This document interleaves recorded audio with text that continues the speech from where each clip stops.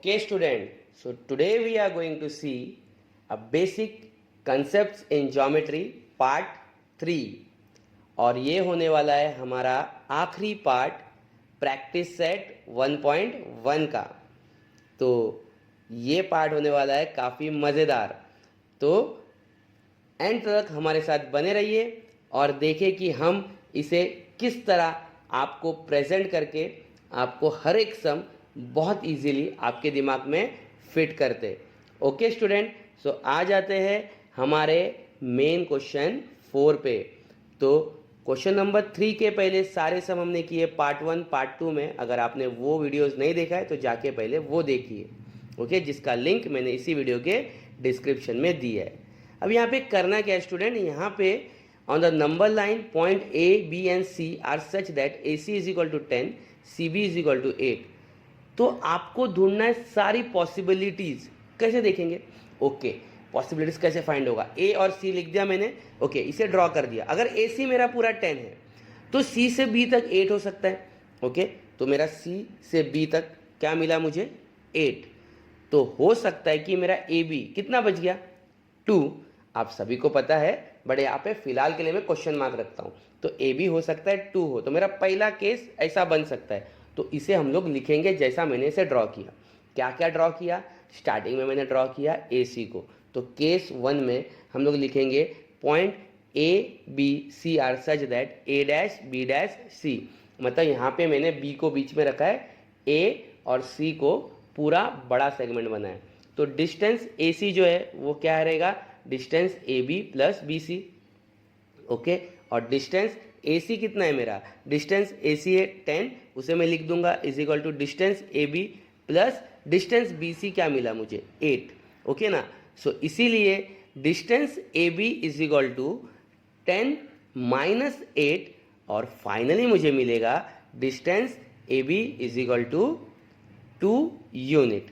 ये था हमारा केस 1।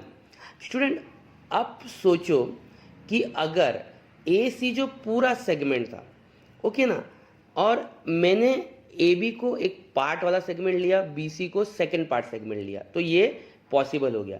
लेकिन सोचो कि ABC कोलिनियर तो है, बट इस बार C बीच में आ जाएगा। मतलब A और B पूरा सेगमेंट होगा और C बीच में आ जाएगा। तो ये हमारा केस 2 है।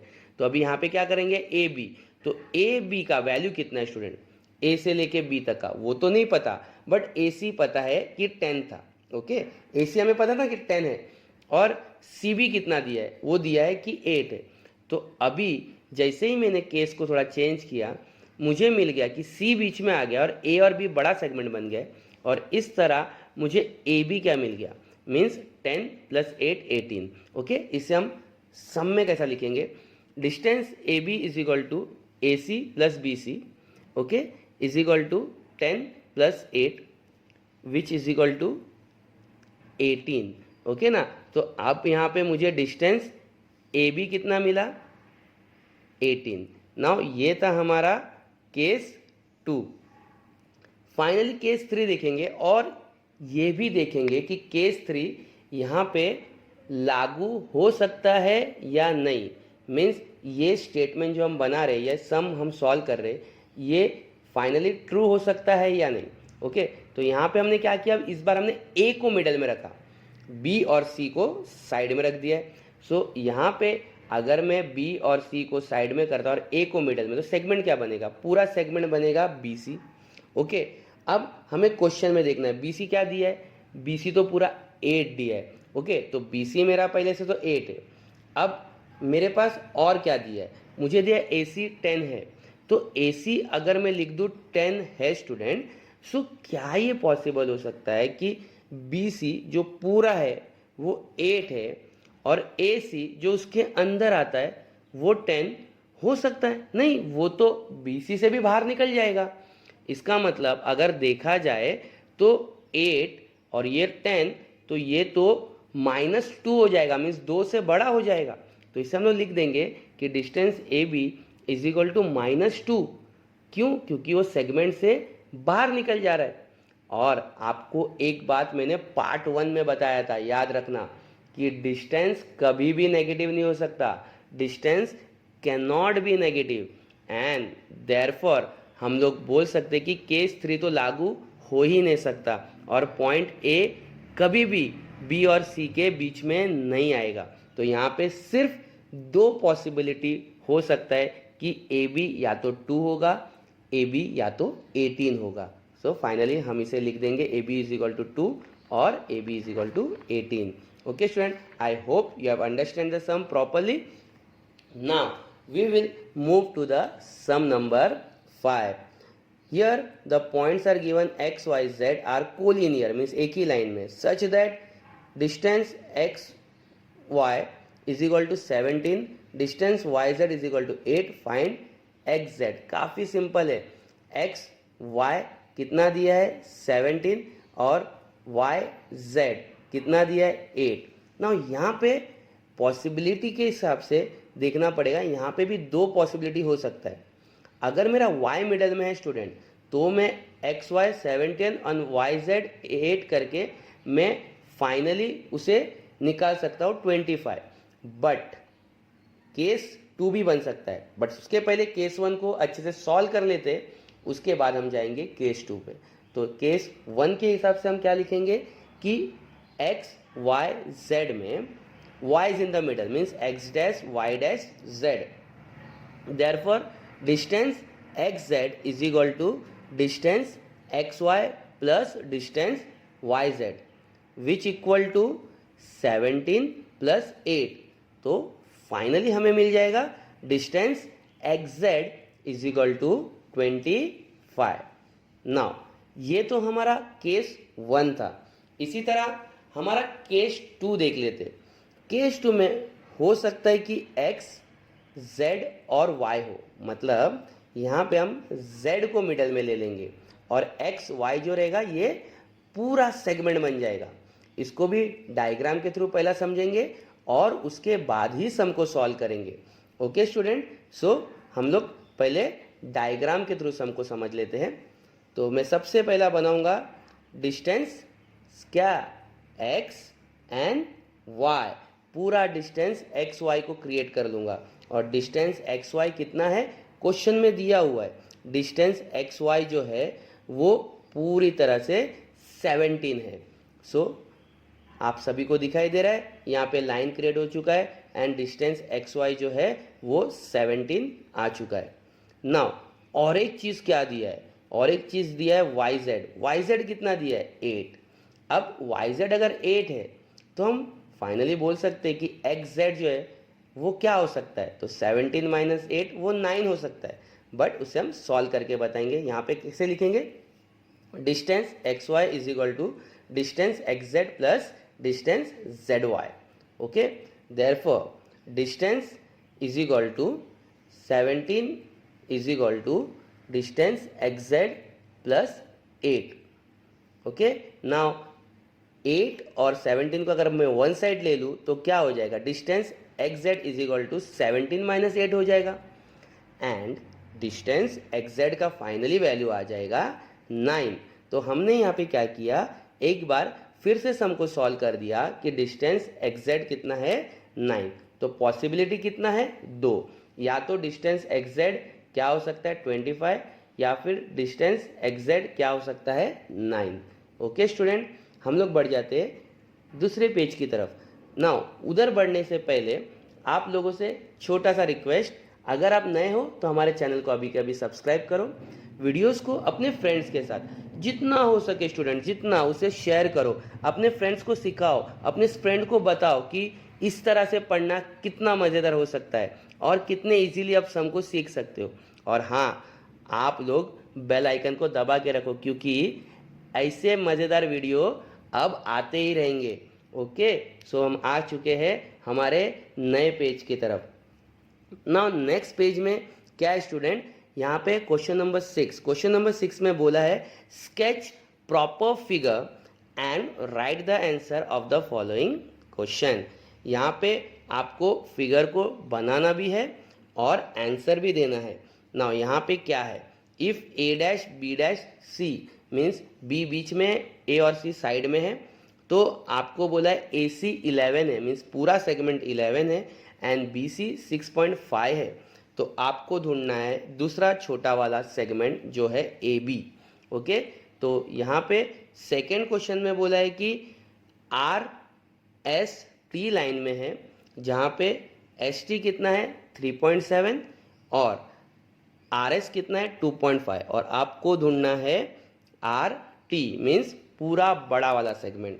एंड फाइनली थर्ड क्वेश्चन में दिया है एक्स वाई जेड, जहाँ पे लेंथ एक्स जेड मतलब पूरा वाला दिया है 3√7 and X Y is equal to √7। आपको ढूंढना है एक छोटा मेजर जिसका लेंथ है वाई जेड।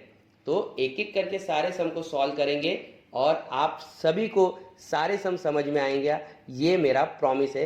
बट आप वीडियो के साथ बने रहो। ओके ना, यहाँ पे पहले सम में देखते क्या दिया है, लेंथ ए सी 11 है, लेंथ बी सी 6.5 है, लेंथ ए बी आपको फाइंड करना है। इसको ड्रॉ कर लेते। आपको क्या पता है, आपको पता है जो ए सी कितना है 11, क्योंकि ए सी फुल बड़ा सेगमेंट है, क्योंकि बी तो मिडल में है। अब यहाँ पे अगर ए सी पूरा 11 है स्टूडेंट और आपको बी सी दिया हुआ है, मतलब उसका एक पार्ट जो है बी सी वो दिया हुआ है कितना 6.5, तो उसे हम देख लेते हैं। बी सी अगर 6.5 है तो बचा हुआ ए बी कितना होगा, आप सभी को पता है 11 में से 6.5 को माइनस करना पड़ेगा और आ सकता है 4.5, बट उसे हम लोग सम की तरह सॉल्व करेंगे। लिखेंगे length A C is equal to length A B plus length B C, क्योंकि A dash B dash C, इसका मतलब है ये एक कोलिनियर है जहाँ पे ए बी और सी एक लाइन में है। ओके, सो ए सी 11 लिख दिया, ए बी हमें फाइंड करना है, बी सी 6.5 लिख दिया। फाइनली लिखा length A B is equal to 11 minus 6.5 और हमें मिल जाएगा length A B is equal to 4.5। Okay student, हमने 6 क्वेश्चन का फर्स्ट पार्ट सॉल्व कर लिया। अब चले जाएंगे हमारे नेक्स्ट पार्ट के तरफ जो है 6 क्वेश्चन का पार्ट 2। हम लोग यहाँ पे पार्ट 2 में जैसे ही जाएंगे ना स्टूडेंट, यहाँ पे आप लोगों को मैं एक तरीका बता दूँ। जैसे कि आप ये सम को क्वेश्चन को रीड करेंगे ना, तो आपको बस वो डैश के ऊपर ध्यान देना कि मतलब R dash S dash T का मतलब है आर टी बड़ा होगा, मीन्स आर टी सबसे बड़ा लेंथ होगा और आर एस और एस टी ये दो छोटे पार्ट्स होंगे उस पूरे लेंथ के। ओके ना, तो यहाँ पे आर टी दिया ही नहीं है, मीन्स बड़ा वाला लेंथ नहीं दिया है, तो आपको यहाँ पे सब्ट्रैक्शन नहीं करना पड़ेगा, यहाँ पे करना पड़ेगा दो छोटे लेंथ को ऐड। तो आप उसे एडिशन करोगे तो और आपको मिल जाएगा आंसर। इसको डायग्राम के थ्रू देखते। आर टी आपको फाइंड करना है, एस टी आपको दिया है 3.7 एंड आर एस आपको दिया है 2.5। अब इसको प्लस करने के बाद आपको आएगा 6.2, बट फिलहाल इसे क्वेश्चन रखते और एक सम की तरह सॉल्व करते। कैसे, length R T is equal to R S plus S T. Okay, अब आपको आर टी तो ढूंढना है, क्योंकि आर टी आपको पता नहीं। आपको क्या करना है, आर एस को प्लस करना है किसके साथ, एच टी के साथ। तो आर एस कितना है उसे लिख दो 2.5, एच टी कितना है उसे लिख दो 3.7 एंड फाइनली आपको क्या आंसर आ जाएगा, फाइनली आ जाएगा length R T is equal to 6.2। Okay, it's very easy no student. आ जाते हमारे इसी क्वेश्चन मीन्स क्वेश्चन नंबर 6 के थर्ड पार्ट मीन्स आखिरी वाले पार्ट की तरफ। आखिरी पार्ट में यहाँ पे रूट वाला नंबर है, पर डरो मत स्टूडेंट, जितना रूट वाला नंबर ईजी होता है उतना दूसरा नंबर ईजी नहीं होता है। हाँ, बच्चे लोग रूट वाले नंबर से डरते ज़रूर है, बट आज मैं डर निकाल दूंगा। ठीक है, देखो रूट वाले नंबर में क्या करना है। अभी एक्स वाई जेड एक लाइन में है, मतलब एक्स जेड जो रहेगा ना ये पूरा सेगमेंट होगा। यहाँ पे एक्स जेड पूरा सेगमेंट जो है दिया है 3√7। नाउ आपको एक्स वाई भी दिया है √7, तो अभी आपको निकाल देता आपका डर के निकालने के लिए आपको क्या करना पड़ेगा, जो √7 है ना, अगर वो √7 अकेला है ना स्टूडेंट, उसके आगे 1 लगा दो, बस डर निकल गया। निकला नहीं निकला, निकालता हूँ, रुको थोड़ी देर में निकल जाएगा। अभी थोड़ा सा ट्रिक बताए, बाद में पूरा डर निकालता हूँ। ठीक है, 1 लगा के रखना, 1√7 पकड़ो, √7 है मतलब 1√7। अभी यहाँ पे क्या करना है, लेंथ एक्स जेड जो है is equal to X Y plus Y Z है। इसका मतलब एक्स जेड आपको पता है 3√7 is equal to √7 plus length Y Z, और मैंने आपको क्या बोला था, √3√7 माइनस √7 के बदले पकड़ना 1√7। और आपको क्या करना है पता है स्टूडेंट, 3 को 1 से माइनस करना है। तो क्या आएगा, 3 - 1 क्या आएगा, 2। तो देखो ना, आपने √7 को कुछ किया ही नहीं, आपने सिर्फ 3 को माइनस किया, किससे, 1 से, तो 2 आ गया। तो इसी तरह आपको रूट वाले सम आएंगे तो डरना नहीं है स्टूडेंट, आपको बस रूट के बाहर वाले नंबर को माइनस करना है, रूट का छोड़ दो, जैसा है उसको वैसे ही लिख दो। ओके, नाउ हम आ जाते हैं हमारे next part, means the last part. बहुत ही इजी एंड अपना बैटरी फुली रिचार्ज रखो क्योंकि ये लास्ट पार्ट चल रहा है, बट हम लोग इसे भी बहुत इजीली सॉल्व करेंगे। ओके, नाउ यहाँ पे दिया है अगर नॉन कोलिनियर पॉइंट हो। देखो अब तक सब सम जो हमने किया कोलिनियर पॉइंट पे किया, तो बोल रहे कि अगर कोलिनियर पॉइंट ना हो, मतलब 3 नॉन कोलिनियर, मतलब तीनों एक लाइन में नहीं है पॉइंट, तो इससे कौन सा फिगर बन सकता है। तो दुनिया का हर इंसान बता सकता है कि अगर 3 नॉन कोलिनियर पॉइंट हो तो सिर्फ ट्रायंगल ही बन सकता है। बस हम उसे बना के दिखाएंगे। देखो, एक पॉइंट से दूसरे पॉइंट, दूसरे पॉइंट से तीसरे पॉइंट को जोड़ लेंगे और हम उसे एक नाम दे देंगे, P, Q, R।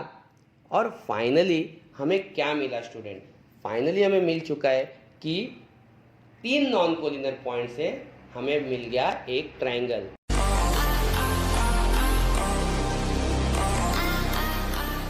ऐसे ही हमारे साथ जुड़े रहिए, हमारे चैनल को सब्सक्राइब कीजिए। तो subscribe our channel for more videos and video को लाइक करना और अपने फ्रेंड्स के साथ शेयर करना ना भूलें। Please like and share the video